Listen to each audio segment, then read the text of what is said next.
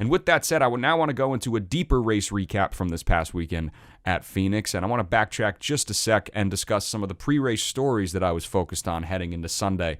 And the first is just being that this is Phoenix Raceway. This is where the championship event is being held, so we were going to get a pretty good indication as to who some of the big boys could possibly be come November if they are in that position running for the championship and the championship 4. So I think a lot of drivers and crew chiefs were really going to focus on the research and the information that they were gathering in order to prepare themselves for Phoenix in November if that opportunity presents itself. I was also looking at Hendrick Motorsports. One of the biggest stories in the pre-race was the fact that 3 Hendrick Motorsports boys were starting in the back of the pack. William Byron, Chase Elliott, and Kyle Larson. Alex Bowman the only outlier. So we've seen this team on an early season high. And I mean, hell, last time Chase Elliott started at the back of Phoenix, he went on to win the damn championship. So you can't count Hendrick Motorsports out. And, this is the same storyline sort of as last year. They were on this early season high, but then COVID hit, and then, mid-season wasn't able to put together the finishes that I think this team was looking for, especially after a great couple of races to start the season in 2020. And we kind of have that same indication here. So this race at Phoenix was really, for me, going to be that ultimate deciding factor, whether or not Hendrick Motorsports was officially back. And with Hendrick Motorsports on the rise, we talked about this last week. Stewart-Haas Racing, where the hell has this team been, right? They've been slipping. Well, this is a perfect opportunity for them to get back on track. Kevin Harvick, this is this guy's backyard. 9 wins, 15 straight top 10 finishes at Phoenix heading into Sunday. And you look at guys like Eric Almirola, Cole Custer, Chase Briscoe, who, for lack of a better term, have been irrelevant for the type of equipment that they're in. I mean, Jesus. But they really needed to find something this weekend to be able to show that Stewart-Haas Racing, still is a top caliber team.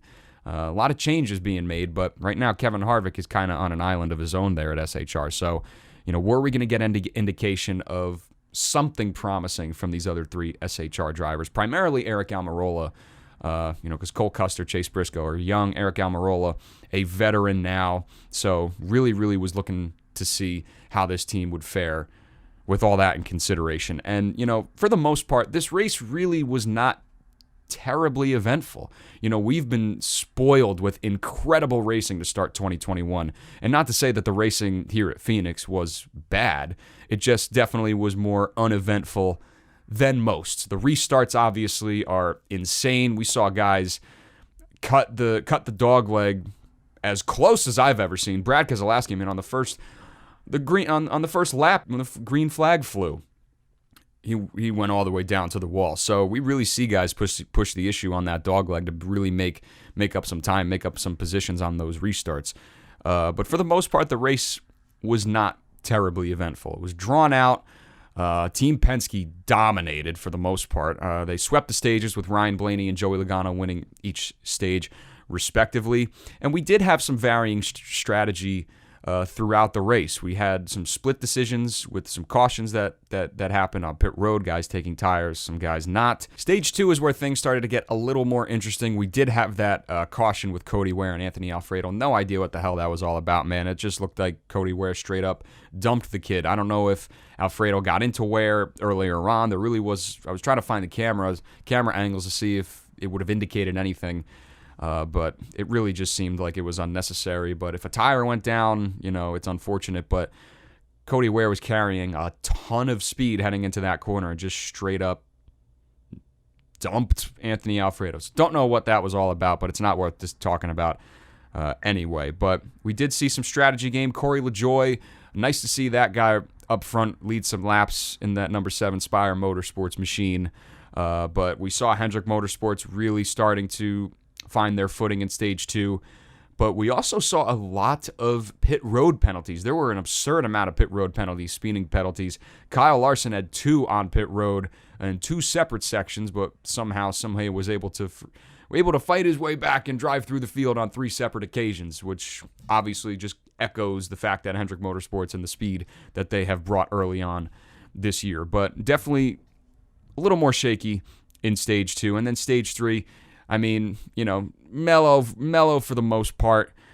We did get some cautions, did allow for some strategy. We saw Bubba Wallace drive through the field. We'll talk about Bubba Wallace and the decision that team made in a little bit.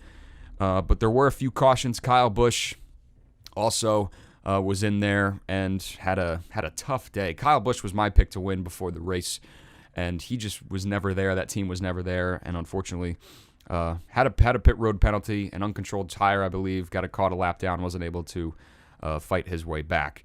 But nonetheless, Martin Truex Jr. is your winner, his first win at Phoenix in his career, and becomes the 5th different winner of 2021. And I want to talk about Martin Truex Jr. specifically for a moment, because I think this race proved that Martin Truex Jr. needs more respect. And the reason why I say that is because I point to his post-race interview that he did this past weekend, and it was very humbling in a sense. You know, a lot of people criticize Martin Truex Jr.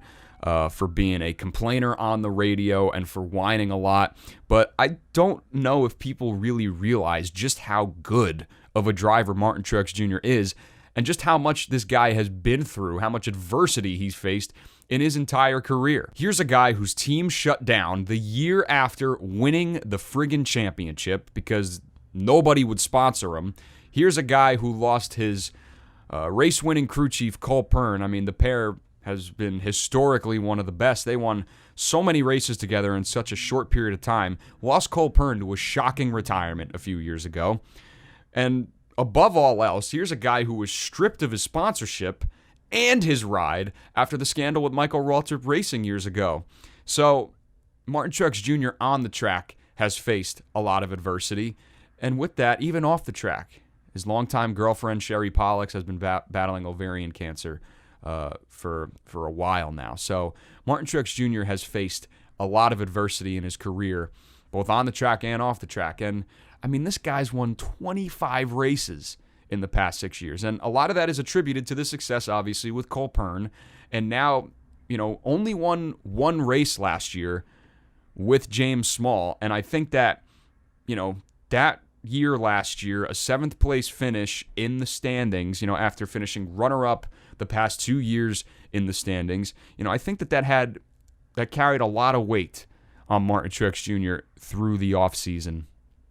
And, you know, I think that this win here at Phoenix is just that weight lifted off this team's shoulders. It's an early season win with James Small. It's on Phoenix of all tracks, so the confidence that Martin Truex Jr. has to be feeling right now, and this team has to be feeling right now. I mean, this car looked like a 15th place car in stage 1 in the beginning of this race, and Martin Truex Jr. was able to put down some fast laps. They were able to fine tune that car, dial it in, and he was up there up front, and ultimately came away with the win. So it really, really has to be a confidence booster for Martin Truex Jr. But I've always been a Truex fan. I like the guy. He's from my home state of New Jersey. Got to start with Dale Earnhardt Jr. back in 2004. So I've always been a fan of Truex, and I've always looked beyond, you know, the complaining and whatever. I mean, look, drivers are going to complain. You know, give me a break. There are worse things. But Martin Truex Jr., I think, you know, this win, judging by his post-race comments, I mean, the guy almost broke down in his interview. So I think that Martin Truex Jr. deserves more respect, and I think just understanding everything that's happened in his career and how much weight I think that has carried to him, you know, could this be the spark that he needs to possibly get back into championship form, especially with crew chief James Small? You know, with a lot of people had that team under a microscope last year with new driver crew chief pairing. But, you know, great to see this team, especially with Joe Gibbs Racing getting the first win for Joe Gibbs, or the second win for Joe Gibbs Racing. Forget about Christopher Bell. My God, the kid won Daytona. Kid won the Daytona Road Course. That's just how unorthodox this season has been, man. But Martin Truex Jr., great to see him back in victory lane, and I just think that this guy needs more respect, just judged up based on everything that we have seen from him, and you know, just think he needs more of an appreciation for how good of a driver he is, and how good of a driver he's been in such a short amount of time. Now I want to look at one of the biggest controversial decisions made from this race, and that's obviously with 2311 Racing. And all I got to ask is, what the hell was Mike Wheeler thinking atop the pit box there at that caution? Why would you stay out there, man?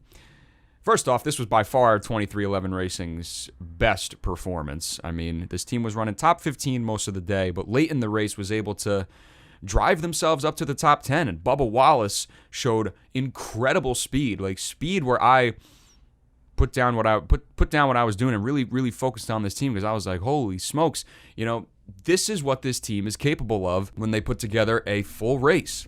So this team has a lot of expectations, obviously. I have been very tough on 23XI Racing, but when your driver says that the bare minimum of races he has to win this year is 2, you better live up to that expectation, and they haven't been able to finish races early on this year.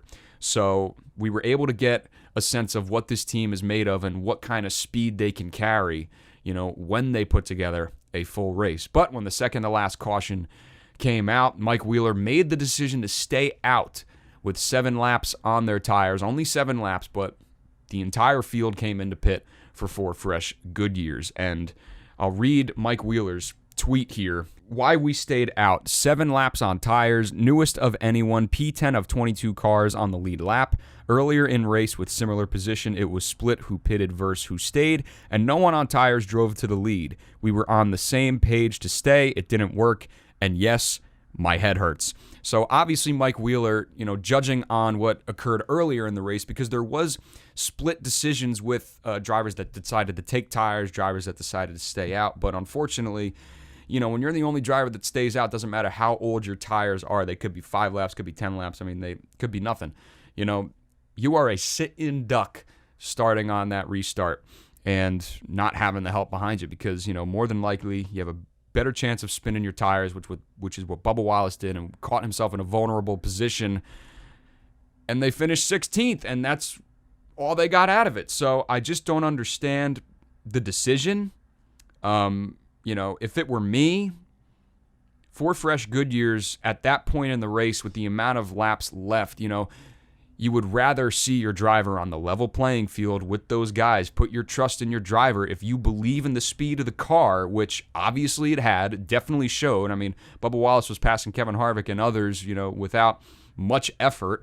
So put the trust in your driver right then and there. Give him what he needs and let him fight it out, because Bubba Wallace was probably going to finish top 10, probably had a chance at a top 5, and who knows how the race could have shaked up, if that did happen. And where they could have finished. Could have been a very, very valuable day for them. But, unfortunately, as a crew chief, you make these split-second decisions, and sometimes, you're just on the bad end of it. But nonetheless, it was definitely encouraging to see this team run up front. And let me tell you, it was definitely encouraging seeing finally the highly anticipated McDonald's scheme, because these McDonald's schemes as of late have been bland. I mean, they have not been as juicy as a Big Mac or a double quarter pounder, if you know what I mean. But nonetheless, I mean, the one that 23XI Racing brought to the track was gorgeous. So all credit to them for getting the paint scheme right over there. But it was encouraging to see this team run up front. And, I'm rooting for this team. I've said it. I know I've been tough on them, and, rightly so, because there's a lot of expectation here. But I'm rooting for them. And hopefully, they can use this down the road heading into Atlanta and the upcoming weeks heading into the season.